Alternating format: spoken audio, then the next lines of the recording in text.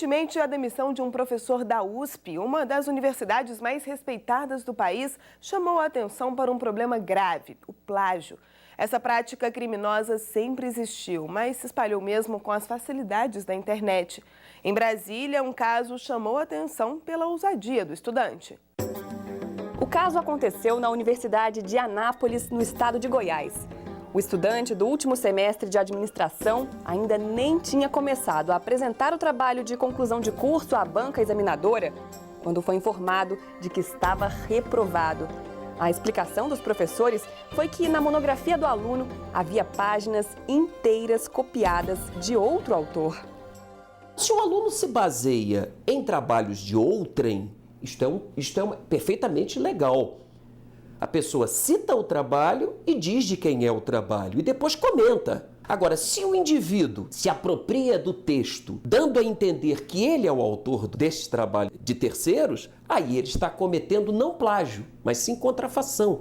Segundo o especialista em direito autoral, a contrafação acontece quando a pessoa copia o texto de outra na íntegra, sem citar a fonte.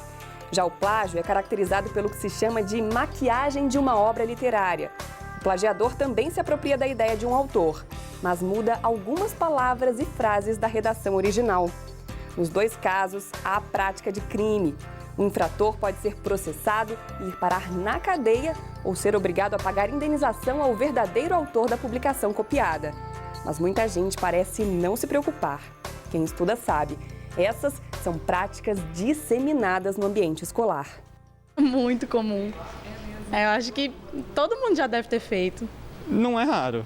Quase rotina, assim. Pelo menos o que a gente escuta falar. Eu já dei aula. E aí, muitas vezes, você pega e vê, você digita algumas frases do trabalho dos seus alunos no Google e o trabalho aparece inteiro, na íntegra. No caso do estudante de Anápolis, ele não se conformou com a reprovação e chegou a entrar na justiça contra a universidade. O pedido era para ter direito de corrigir a monografia e apresentá-la em outra data, antes da solenidade de formatura. Mas o orientador garante que já havia dado essa chance ao aluno e que, mesmo assim, ele decidiu correr o risco e apresentar o trabalho. A justiça teve o mesmo entendimento do orientador e não permitiu que o estudante reprovado colasse grau com o resto da turma. Eu acho que a punição é importante até para que ele sirva de exemplo para outros colegas, outros alunos, que não façam a mesma coisa que ele fez. O conhecido Ctrl+C, Ctrl+V, ou copiar e colar, foi impulsionado pela popularização da internet, que hoje, mais do que nunca, garante acesso fácil e rápido a todo tipo de informação, inclusive a uma quantidade enorme de trabalhos acadêmicos.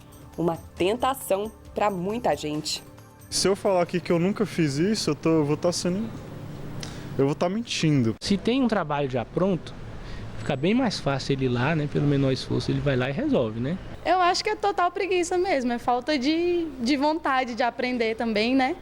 Já para esta professora de bioética da UNB, apresentar ao professor um trabalho copiado também pode ser um sinal do que ela chama de angústia intelectual. Não consegui ainda ser um escritor.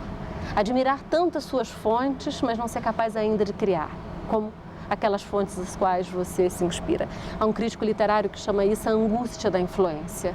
Ela provoca uma angústia tão grande num estudante muito jovem que ele não consegue acreditar que ele vai ter uma voz que mereça ser ouvida, um texto que mereça ser lido. Então ele plagiaria, ele copiaria. Ronan garante que jamais pensaria em plagiar, mas sabe bem o que é essa angústia. Ele está no último semestre do curso de jornalismo e em menos de 2 meses tem que estar com a monografia pronta. Um trabalho extenso e que exige muito estudo e dedicação. É um momento de muita pressão psicológica. Você tem que fazer uma série de pesquisas e ler uma série de autores que você não necessariamente compreende muito bem, então você tem que aprender a compreendê-los, aprender a lê-los e aprender a escrever na linguagem deles. Para o futuro jornalista, encarar a tela do computador em branco tem sido um desafio diário. Tá tudo aqui dentro da minha cabeça e dentro das minhas anotações. Agora é o momento em que eu sento e que eu torno tudo isso que eu vi, que eu descobri, que eu aprendi, perceptível para outras pessoas. Então eu tenho que comunicar isso. Isso não é fácil. Não é mesmo. Quase nenhum estudante de graduação passa pela monografia com tranquilidade. E é também por conta dessa pressão que muitos alunos chegam ao extremo de pagar por trabalhos acadêmicos. Eu conheço um amigo que ele comprou monografia. Ele pagou 30 mil reais.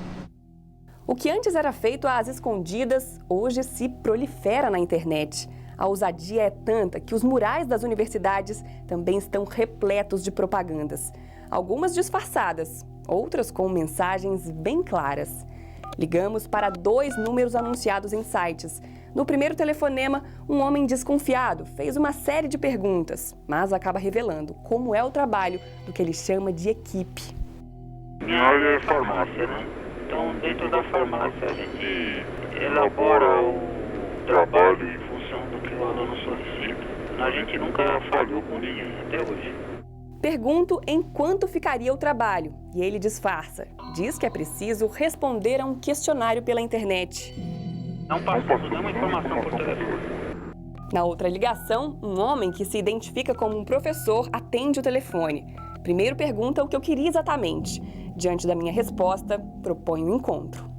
O passo número 1 é agendarmos um dia e um horário para você ir ao nosso escritório da sua e falarmos sobre isso pessoalmente.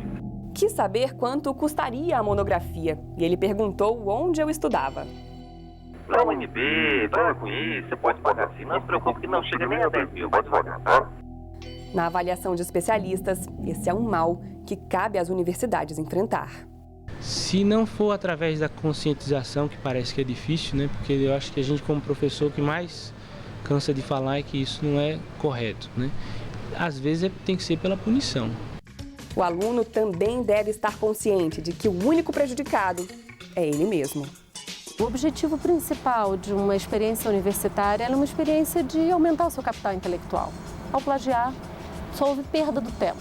O grande prejuízo dele é dele passar a acreditar nessa ilusão que ele mesmo criou de que ele era incapaz.